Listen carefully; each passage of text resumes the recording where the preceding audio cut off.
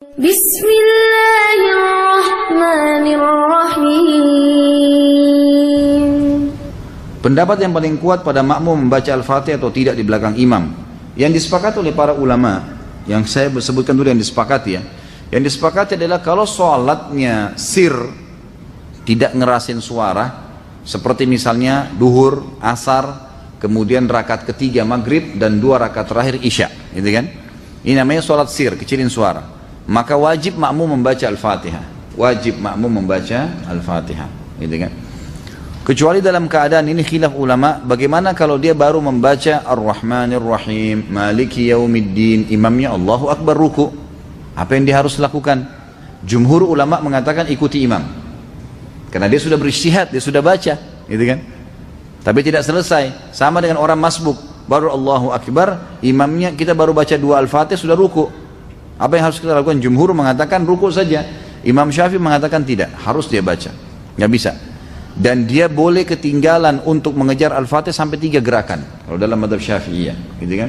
3 gerakan artinya ruku, sami Allahu hamidah, sampai sujud pertama. Nah itu dia boleh tetap menyelesaikan Al-Fatihahnya lalu dia mengejar imam. Karena pentingnya masalah Al-Fatihah ini. Tapi kalau sholatnya jahar, ngerasin suara, subuh, 2 rakaat pertama maghrib, gitu kan, 2 rakaat pertama isya, maka ini hukumnya jumhur mengatakan tidak ada bacaan bagi makmum, kecuali imam memberikan jeda waktu. Beranjak daripada hadis yang sahih, bahwasanya Nabi SAW pernah mengatakan waladdallin, amin.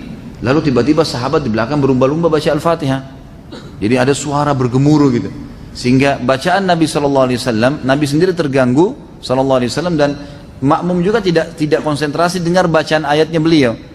Beliau begitu salam lalu beliau mengatakan, mali unazi', kenapa tadi saya diganggu dengan bacaan kalian?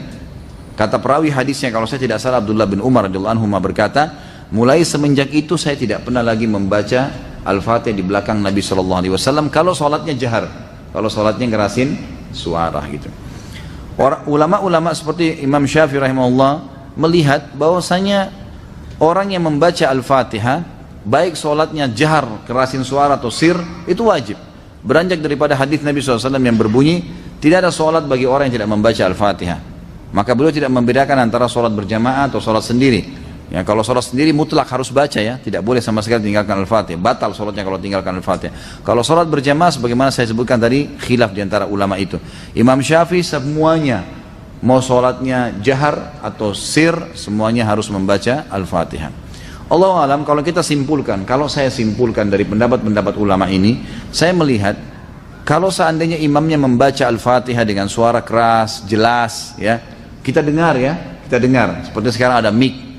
Lain kalau mati lampu gelap, tidak kedengaran suara atau kita terlalu jauh dari imam, itu lain. Walaupun sholat jahar tetap wajib baca Al-Fatihah tuh, karena kita tidak dengar. Karena memang Allah berfirman, umumnya ulama berpegang pada ayat ini, a'udzubillahi minasyaitonirrajim, fa idza quri'al qur'anu fastami'u lahu wa ansitu. Kalau Al-Qur'an dibacakan, dengarkan baik-baik dan ya telitilah, jelihlah. Berarti kasusnya adalah kalau dengar.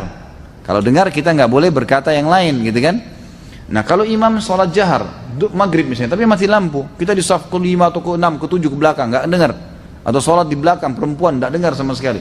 Mereka tetap baca Al-Fatihah, selama tidak dengar. Tapi kalau mereka dengar Al-Fatihah itu, seperti tadi imam kita Masya Allah membaca misalnya, kita dengar.